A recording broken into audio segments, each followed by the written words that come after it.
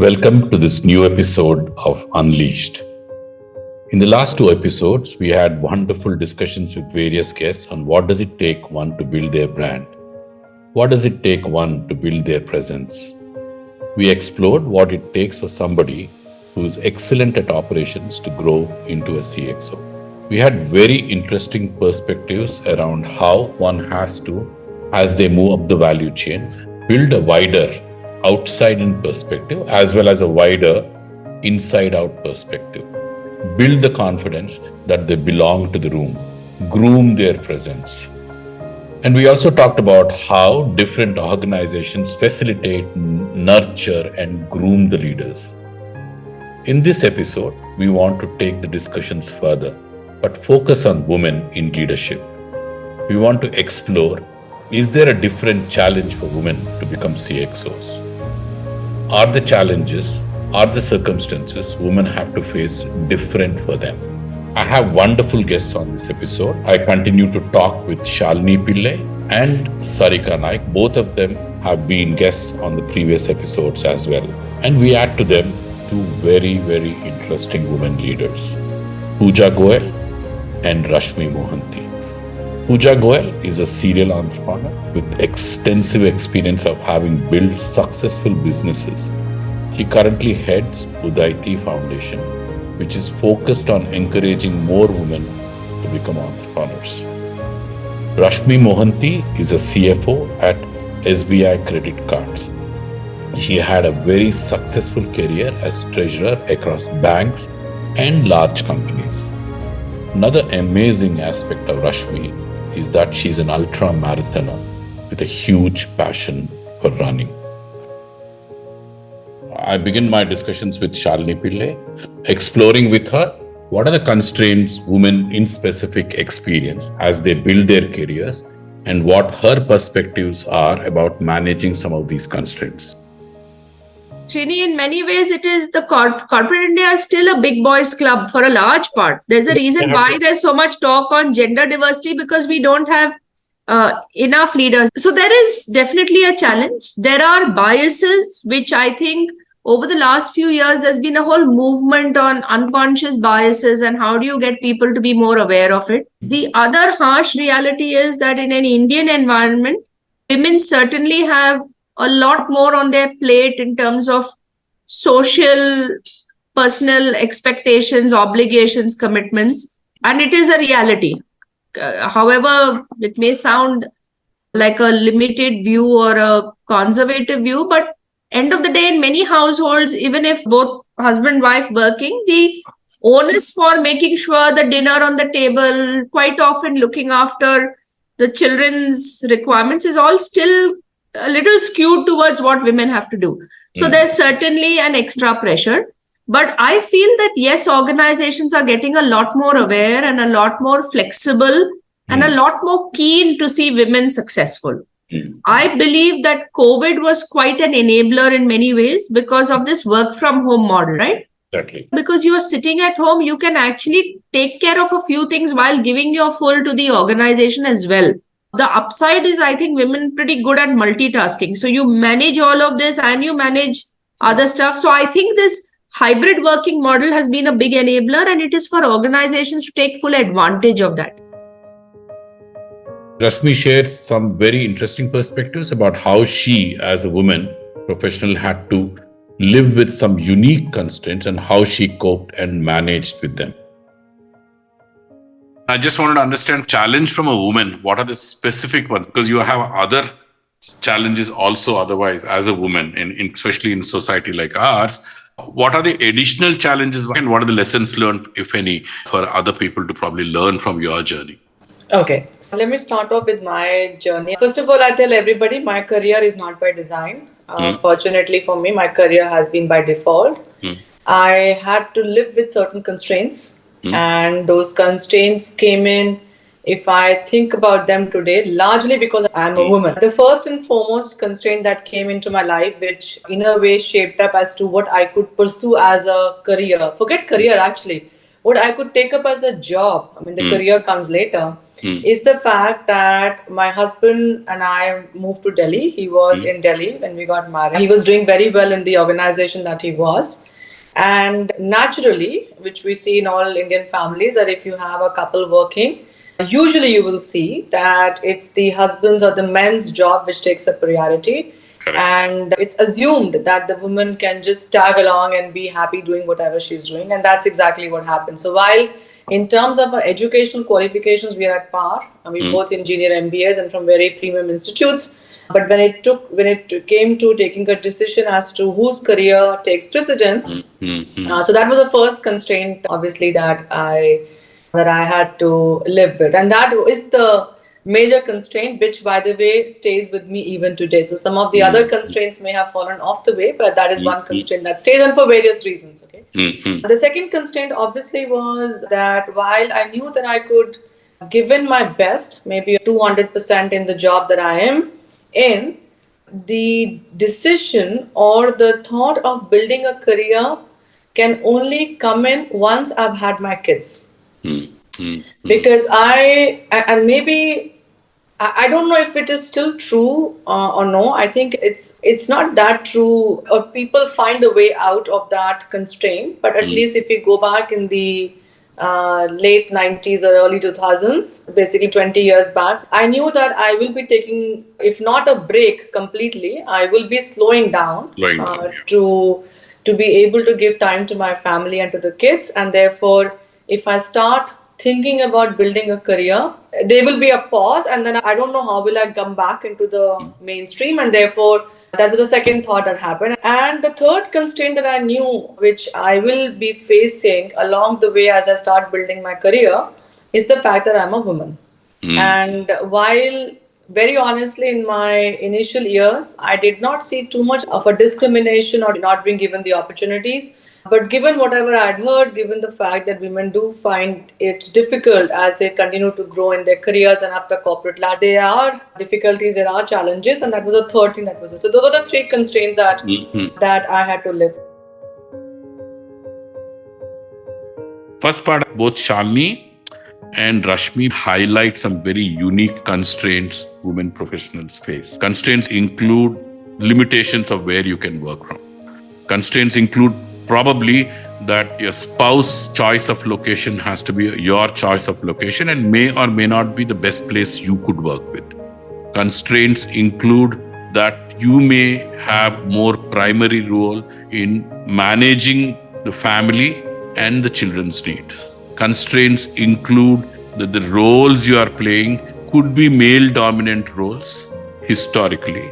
Therefore, you need to put in extra efforts to build a credibility. Constraints could include that you may have to take a back seat for many years to groom and build a family. These constraints are given. These constraints are something most of the professionals are trying to cope with. Should you be bogged down by such a constraint? Should you feel limited? Or should you approach it differently?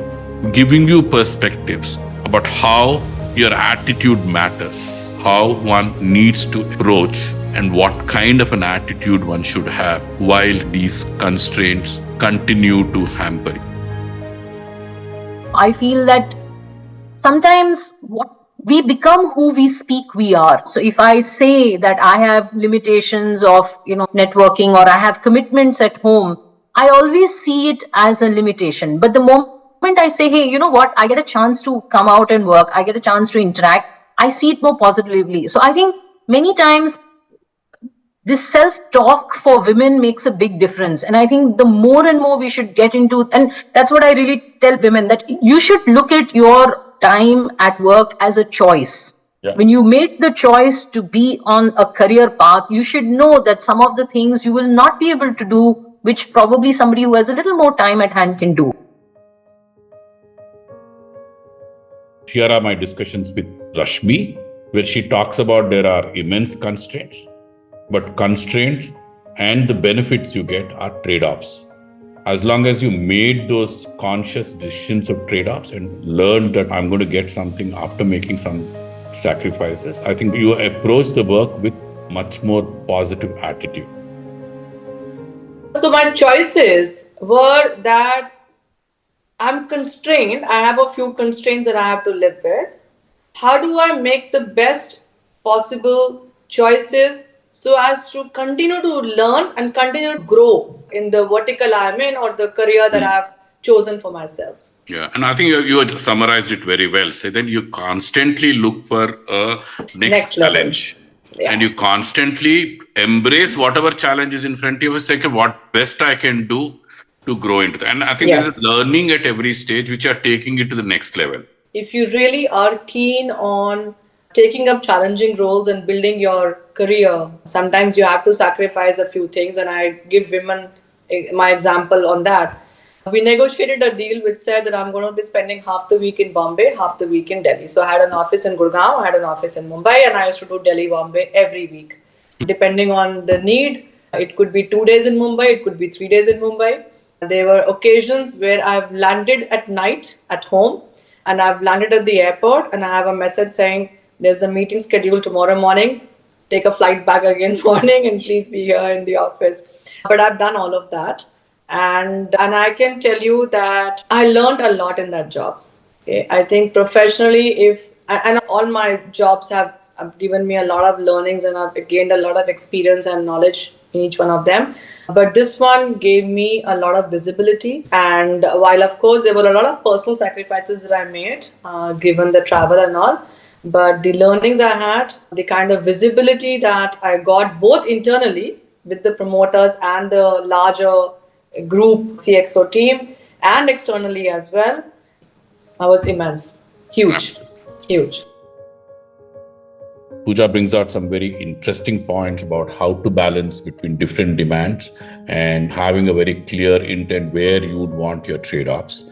Pooja also brings in how she has to have an environment which supports and co-opts and helps you to deliver and work on your focus areas. And most importantly, an environment that keeps constantly pushing you, saying that being a woman, you're not underplaying or not limiting your own ambition and visions. Just reflecting back on your own earlier stage of career, like I think you at that time, you were also already married. You were having there is a social demands, family demands, and you are playing a critical role, which is critical for that company to deliver its own goals. That's right. Yeah. And so as a woman, which is different from a man, the balancing of these three dimensions, the social, the family, and probably the weightages tend to be more for a man, office, and lesser responsibilities, social and home. So they probably are more comfortable taking on some of those responsibilities and going across. So if you were playing that role of marketing Adobe products or earlier the handheld things, and you had to balance these other demands, how did you go about it? What are the lessons learned, if any, and what others can learn to manage these things effectively? So, Srinivas, I'd say first thing is to be clear about your own intent and knowing that you want it badly enough, that this is a very important part of your life, that for me, work has been a very integral part of who I am. Mm-hmm. And it is actually one of the sources of learning and growth for me. You might want to take it easy. You might want to say, look, I am ambitious. I want to do this. I want to change the world. That's one way of looking at it. The second way to look at it is, look, as long as I keep my family, myself healthy, secure, taken care of, that's what I want at this stage of life. There could be a middle path somewhere, which is I want to strike a balance here where I say, okay, I want to optimize all these 4 quadrants, which is for me has been self, career, family and relationships and community. Correct. Right. And there will be stages of, so those are the 4 quadrants, and never does it happen that it's 25%, 25%, 25. Through the stages, there is a period of time. It might be that there is a phase where you're spending a lot of time in the community, but not on your career. Yes, so that quadrant, and each one of us has to determine what at a stage of life it means for us. For women, it ends up being slightly more challenging because Now we were all brought up in the backdrop of the social conditioning where a lot of the unpaid care work is taken care of by mothers, women, so on. But at the same time, as we were getting educated, going into schools, colleges, work environments, the expectation is you can do whatever you desire to do, whatever you want to do. So for me, that is the first important thing, is at a stage of life, what trade-off are you willing to live with? And being clear on that. So that is one. The second big piece is co-opt everyone in your sphere of influence to support you through that stage when you have 5 different balls in the air and you are trying to juggle. So for me personally, between my husband and I, it's been a really equal relationship in the sense that he's always probably done more in terms of taking care of the children and changing their diapers and cooking. He probably still cooks more than I do. So you really need to co-opt your support system to be there for you.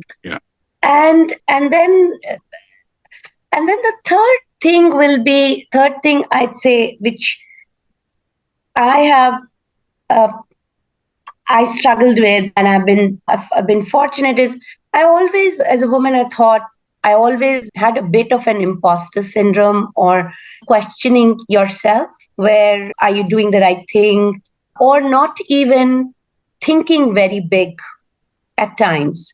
So I've always had this set of friends who are either those that there is a support network that I have and a challenge network that I have, where the support network will always be like, it's okay, you'll do it, you'll manage it.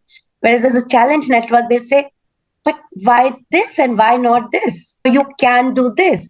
And sometimes that hearing that from people who know you well, to say, no, you are capable, you need a little bit of that push to think bigger, or to counteract that questioning in your mind, whether you can really take that on. And just speaking it out to someone else really helps. So I think those are the 3 big pieces: making your intent clear, getting your support network in place, and co-opting everyone. And third is think it through, question yourself, but then continuously build confidence to say, look, you can do it.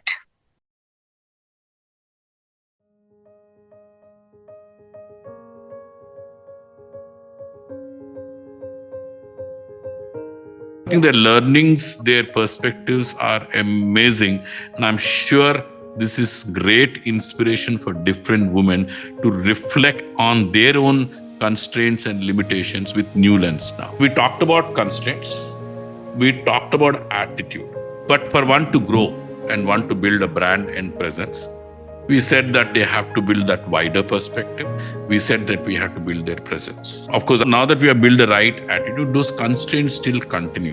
What are the tips, insights, experiences that could be useful to women in navigating and managing some of these constraints, in navigating and managing some of the limitations you have, to build that perspective, to groom that presence? So here are my reflections with Shalini, Rashmi and Pooja, sharing their tips and their experiences of how women can deliberately build a better brand and a strong presence. I begin first with Rashmi, sharing her insights and lessons learned. Srinivas, I was able to take up the opportunities that were presented to me at each and every step in my life, in my career, and make the most of it. I walked into meetings where I've been the only woman, because I was among the first few women who got hired, and I've been on offsites where I've been the only woman senior person on the offsites. I walked into board meetings where I've been the only woman senior person in the board meetings, and I struggled to get myself heard. And in fact, I did a post on LinkedIn saying that I started wearing saris in 2010. I'm wearing a sari even today. It's been 2010, 24, 14 years. only so that I could just give some senior vibes and people could just take me seriously. Your presence so it's about is built, the presence. As I said, my career has been a default, one with default, is that I did not go look for those kind of jobs. It wasn't intentional. It was always, here is an opportunity that has been presented to me. Here's an opportunity that has been presented to me sitting in Delhi. And can I make the best use of it or no? Okay, which obviously meant to be able to assimilate and get myself attuned to the new kind of culture that I was getting exposed to. And yet at the same time, among those really very senior men, how do I make sure that people hear me and people value me for what I'm bringing in? And there were props that I used, as I said, the way I dressed up. There was obviously the experience that I had, which I was able to showcase and talk about. There was extra work, long hours that I had to put in. But all of that went in to be able to make the best use of the opportunity that was presented to me, given my constraints, given that, as I said, Delhi, woman, kids, blah, blah, blah. Very interesting, because what you're really saying is you might never have choices in life. You have to make the best. And also there is somewhere you are passionate about what is in front of you. You created interest in what is in front of you and then say, how do I take it to the next level? So I think there is always that drive. So I think all these are building blocks for you to become you're building that wider perspective. Yes. You are in an environment, in a way, probably not friendly towards you. I think you have to prove. So you are going through this need for approval. Yes. Whether there is a constant need for approval. And I think a lot of us have different degrees. Being a woman in a very men-dominated environment where I think they're always looking for, like, your presence is not felt. Yeah. So you have to make a lot more efforts. Shalini, from her rich experience, shares how, as a woman, they can still meet the demands of being a CXO, growing into a CXO in a very, very intelligent and much more constructive way. Take networking as an example. We spoke about it. Correct. Do women really have the luxury of time? And that's one area we've seen, right? A lot of networking happens after office hours. Absolutely. Meet over a dinner, over a drink, over a cocktail. And there are various reasons why women may not be comfortable with that also.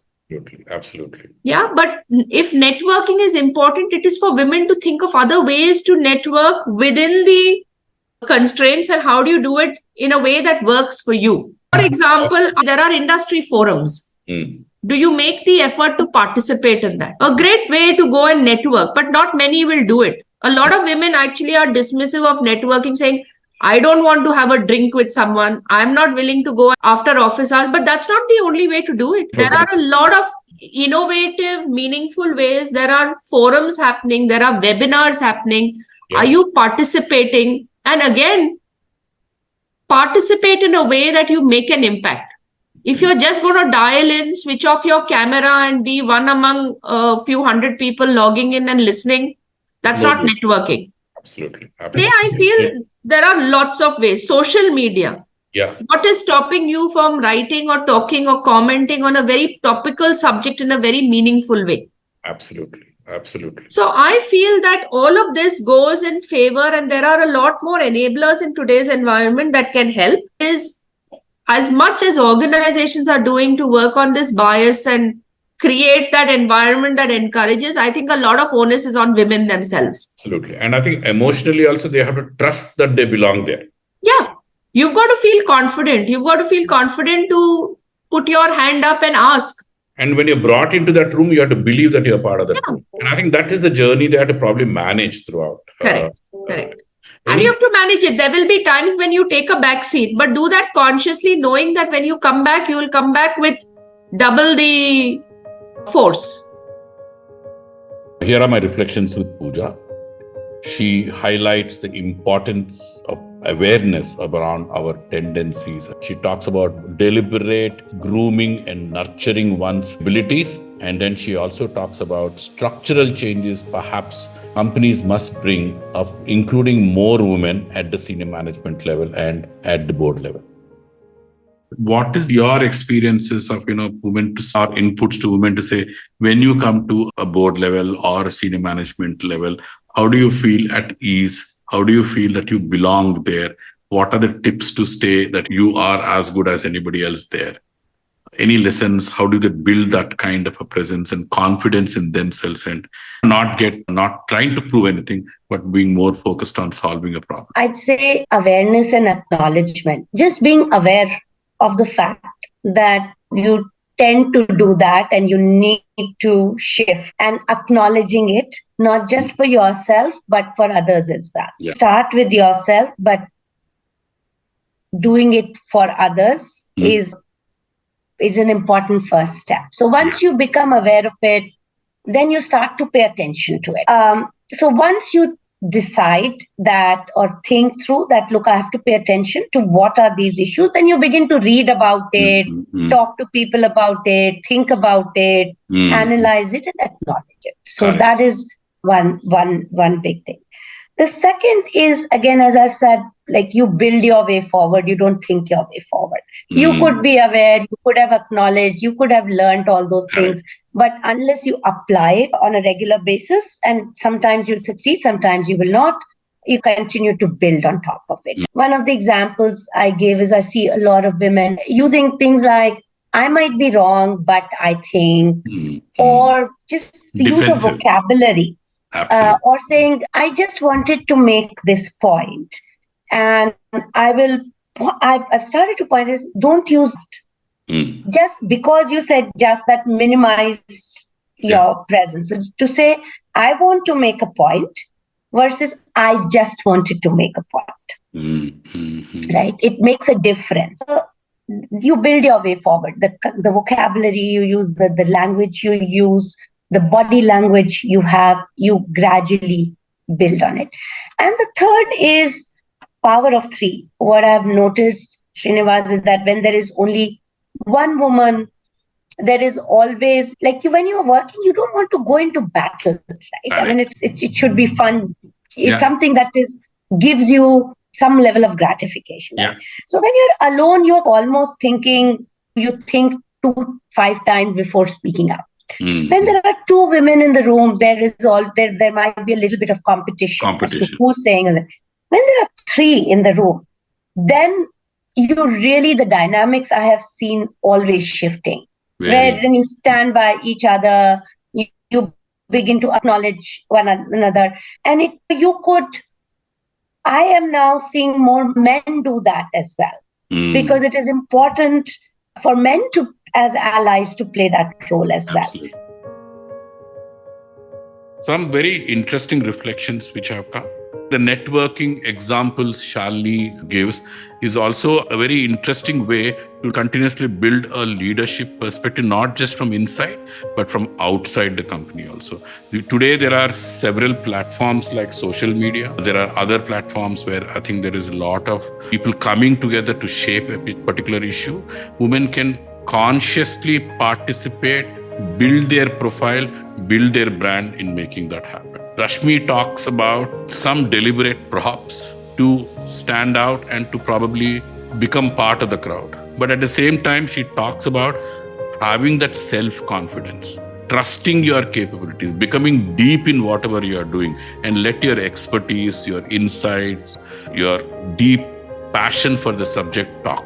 And as long as you have a deep passion for the subject, your presence is always felt. Pooja brings a completely different perspective of being aware of your tendency, but she also talks about the need for having more women in the leadership. She talks a very interesting principle of 3.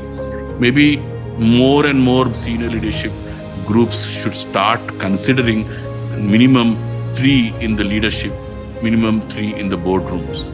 For women to maybe contribute more, for women to probably be more effective in those environments. Time for boards, time for senior management to consider this power of 3. We talked so far about the constraints women have and how by having a better attitude they can approach the constraints. We also got interesting experiences within these constraints, how they can still groom their brand and presence. for women to grow into board levels, for women to grow up to be CXOs, the number of women to stay back in workforce, the number of women joining the workforce is very important. There are some interesting organizational level initiatives which are being done to encourage women to come into the workforce. Sarika talks about how Capgemini brings in STEM students from rural India into their workforce. Here are my reflections with her. How do we ensure that whatever we invested into the right talent are getting the right roadmap? And I think I'm talking this talent. Also, we get very enthusiastic women into the workforce today. Yep. We get very deep science women into the workforce today. How do we ensure that their pedigree of whatever they have come from, technical management, is fully leveraged and they're given right opportunities? And what is the role of an organization? And what is the role of the rest of the network, peers? How can we create an environment that they all realize their full potential? On the women's side, Srini, I want to specifically highlight one program, and we're very proud of it at Capgemini, and I'm sure there are programs other organizations have, but I think it's one of A1 programs we are proud of. It's called Sakhi Drashtikon. It is a tongue twister by design. Basically, we went to extreme rural states and rural places in India. Most of them were in down south, actually, to be very honest, where you have good engineering colleges, or let's say you have good colleges. But then the social culture of that place is such that the women get married and they stay in that same village or in nearby. They never come to the city. And hence, they never really scale their career. So what we helped is we identified the first cohort of 500, and now we have had at least 3 cohorts really. We trained them not on data entry and some, because they are good technically. It's not that they are not trained. They have gone through the education system and scored brilliantly. But because they are in remote, they don't get those opportunities. So we train them on cyber security, on digital skills through our training academies.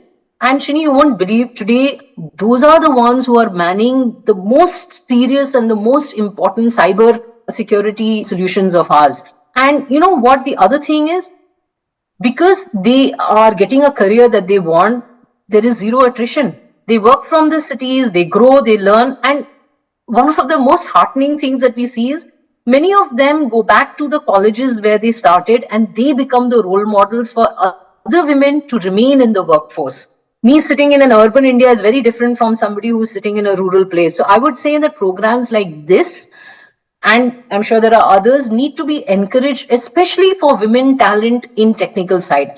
Sometimes people also stereotype that women are more on the art and on that side. I disagree completely. I think women have a very structured way of thinking as well. It's just the training that they get. Going back to just close the question you asked, I think learning and training is going to be the only gospel truth, which is going to be the backbone for us as we grow, as individuals grow, and organizations' responsibility to make sure that you offer all options is going to really decide how well they grow themselves. Here are my reflections with Pooja. Pooja talks about a need for returnship program to be created for women in specific.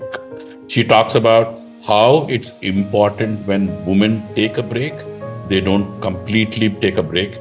They have a continuum role, part-time, remote working, consulting way, have a presence on social media, as well as corporates to create a returnship program to ensure that their coming back is well managed. As we go to CXO levels, the demand on us is the outcome. And the demand that would require us to travel, that would require us to network, that you still have to balance certain other things, trade-offs between the two. But having that commitments to other things as well, in your experience, where you as a CXO, you have demands or like that, is there new ways of exposing, doing these things? Are there any insights, lessons they can take from your journey of how they could probably still meet those demands and not yet dilute their other commitments? Sure.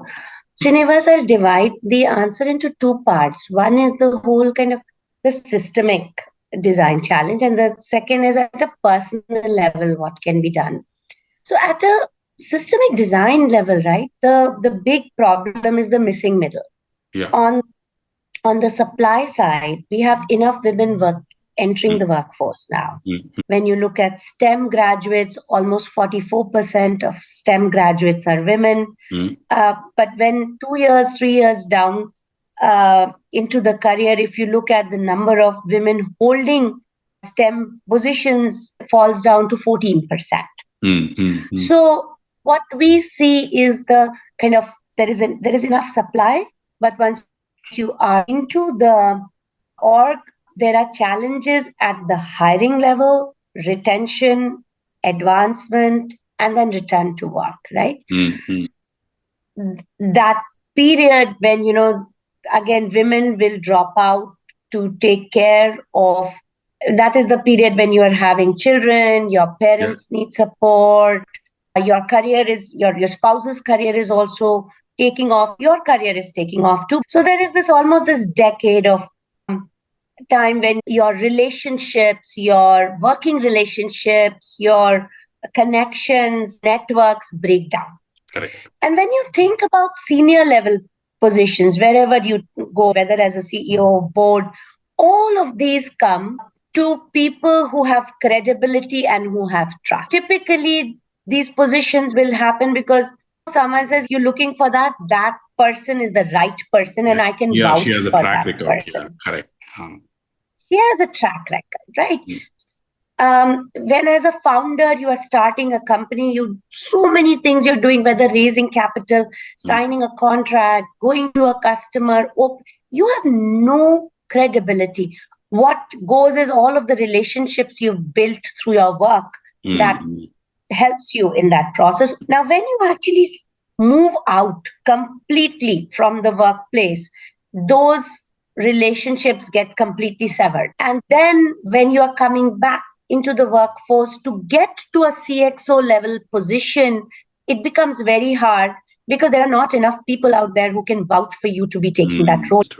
So what becomes critical, and I've been thinking about this issue a little bit, is now what we could possibly do is rethink this a little bit, because women's career trajectories look very different from men's career trajectories. And when that middle decade is over, women are raring to go back into the workforce. They're willing to travel, to network, they have the confidence. It will take a little bit of upskilling, getting into the rhythm again.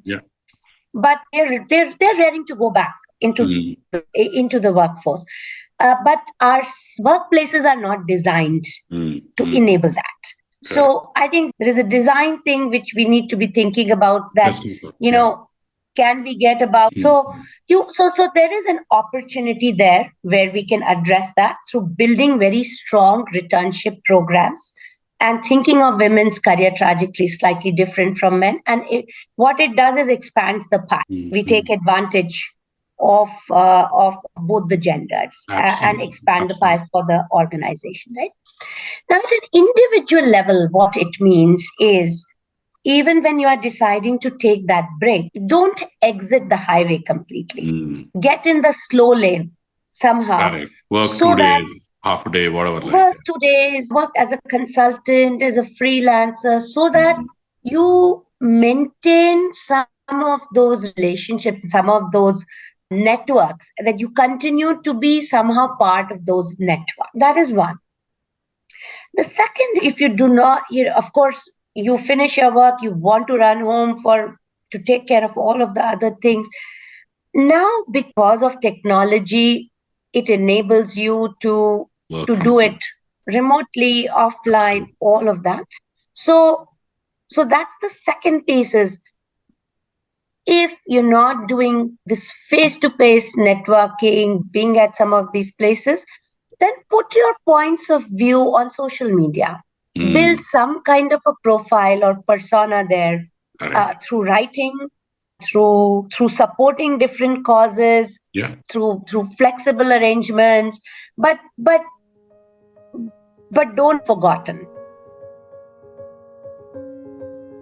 For women to succeed, the constraints are something that will not likely to go away. This whole podcast is about managing those constraints, learning from others' journey to be more effective professionals, to grow into CXOs. This podcast is also about starting a momentum to be aware of these issues, to reflect on these issues, and together taking small steps to perhaps influence the changes that need to come for women to build a better brand and presence, and for more women to play leadership roles.